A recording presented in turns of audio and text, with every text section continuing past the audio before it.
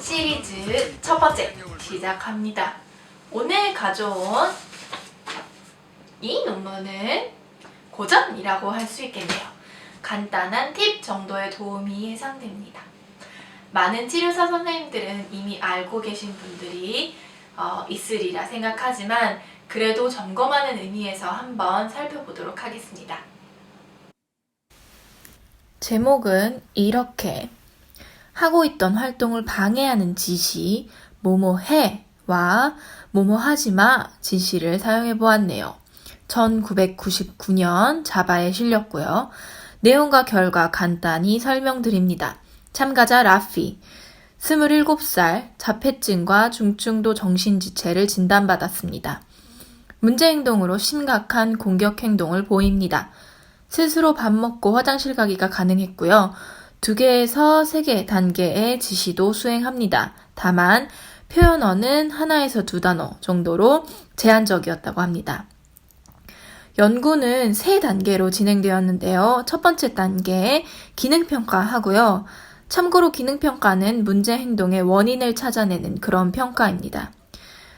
두 번째 단계 뭐뭐 해 지시와 하지마 지시 조건을 비교합니다. 3단계 이전 단계와 동일한 조건을 일반화된 상황에서 실시합니다. 1단계부터 살펴보면 전통적으로 실시하는 기능평가로는 행동이 거의 나타나지 않았고 관찰을 통해 따로 알맞는 조건을 만들었는데요. 하나는 뭐든 자기가 하고 싶은 걸 할 수 있고 아무것도 시키지 않는 통제 조건이었고 그리고 다른 조건은 라피가 뭘 하고 있던지 하지마 라고 30초 간격으로 계속 방해하는 조건 이렇게 2가지였습니다.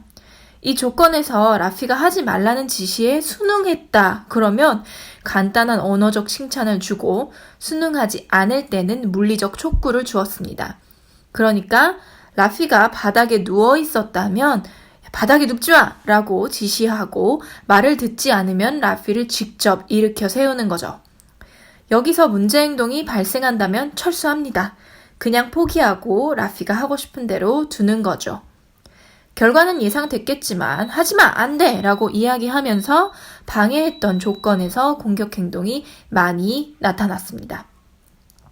실험의 2번째 단계는요. 역시 2가지 조건이 있었는데 한 가지 조건은 아까와 비슷하게 라피가 뭘 하고 있던지 하지 말라고 방해하는 조건이고요. 또 다른 조건은 이번에는 뭐뭐 하지마 대신에 뭐뭘 해 라는 지시를 합니다.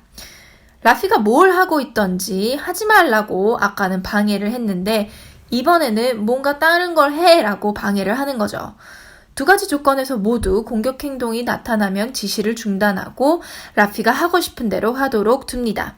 결과는 하지 말라고 방해했던 조건 반응 평균 1.7회 뭐 해! 라고 방해했던 조건 반응 평균 0.4회로 확실히 뭐 해! 라고 방해하는 조건에서 문제 행동이 더 적게 발생하는 것을 알 수 있습니다.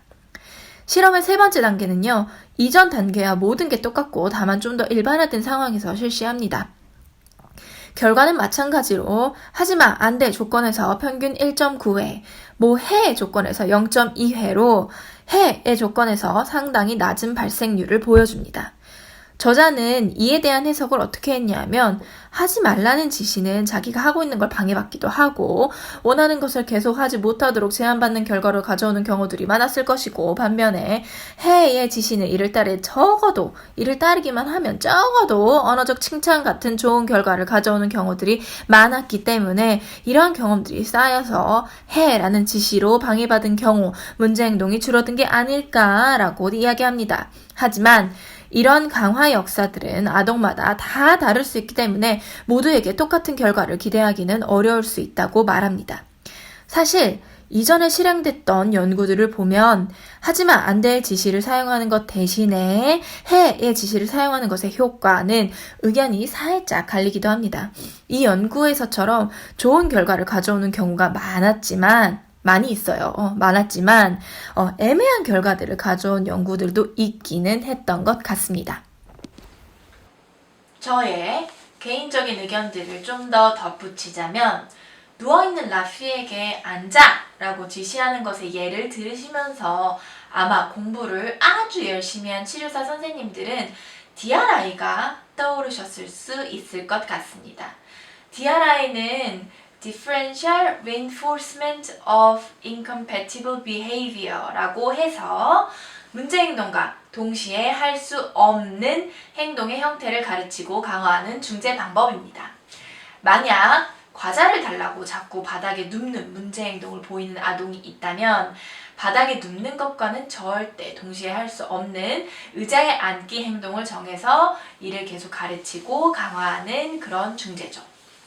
그러면 아동은 의자에 앉는 걸로 과자 및 좋은 보상을 많이 받고 이로 인해 자연스럽게 바닥에 눕는 문제행동은 나타나지 않을 수밖에 없는, 뭘 더럽고 힘들게 바닥에 눕기까지 하나, 바닥도 딱딱한데 여기 푹신푹신한 의자에 앉으면 되는데 같은 느낌의 치료 방법인데요.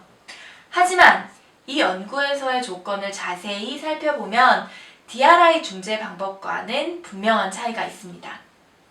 일단 뭐뭐 해의 지시가 정확히 어떤 것이었는지 누워있는 라피에게 일어나라고 지시했다는 예시 한 가지 외에는 이야기를 해주지 않았습니다.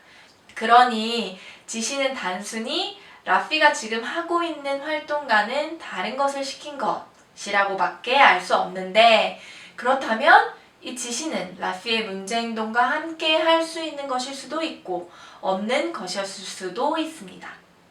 그리고 두 번째로는 하지마의 지시를 안 따르고 공격행동을 할 때와 뭐해의 지시를 안 따르고 공격행동을 할 때 두 경우 모두 결과가 똑같았습니다.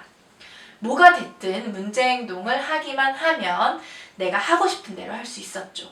그럼에도 불구하고 방해를 받을 때 단순히 안 돼! 하지마가 아니라 뭐뭐 해! 라고 말했다는 이유만으로 문제행동으로 이어지지 않는 경우가 많았습니다.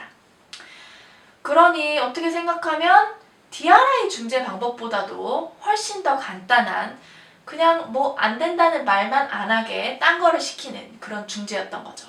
이렇게 말만 살짝 바꾸면 되는 간단한 중재 방법이니 안 된다고 말하기 두려운 상황에서 급한 불을 끄는 좋은 중재 방안이 될 것이라고 생각합니다. 안 돼! 하지 말고 해! 한번 해봅시다. 안 될 수도 있지만 시도해서 손해볼 건 없으니까요. 다음 시간에는 안 돼!를 아이가 더 잘 받아들이게끔 이야기하는 방법으로 찾아오겠습니다. 그럼 안녕! 구독과 좋아요